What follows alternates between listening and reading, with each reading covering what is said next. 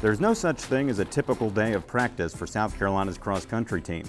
The Gamecocks are fortunate to have multiple training sites, which not only prepare the runners for anything they'll face throughout the season, but also creates a level of excitement and enjoyment with a change of scenery every day of the week. If you look at our training areas, they're all pretty much some combination of grass, dirt roads, that kind of thing. So I'm trying to get us off the pavement to minimize the chances of injury. They also kind of fit specific purposes in terms of trying to prepare for cross country.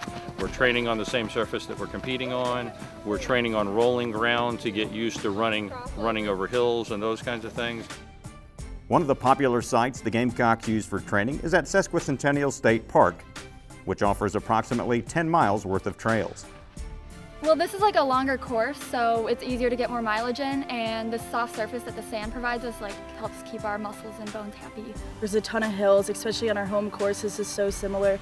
It really just helped us prepare. I think we had a little bit of an advantage on our own home course, even though we hadn't run there yet, because it's just like Sesqui with the really thick sand and the hills and all that kind of stuff.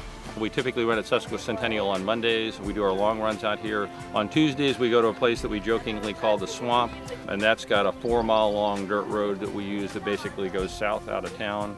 On Wednesdays, we'll typically go to the Sand Hills, which is actually a Clemson facility, which is kind of a big joke with us, but it's an agricultural experiment station that has a very nice cross-country course on it that we use for long intervals and stuff like that.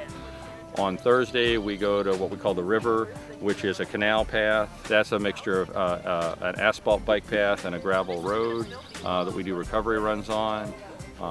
And on Fridays, we kind of mix it up a little bit. We might go to Sesqui, we might go to Owens Field, all kinds of different places that we might typically go on a Friday.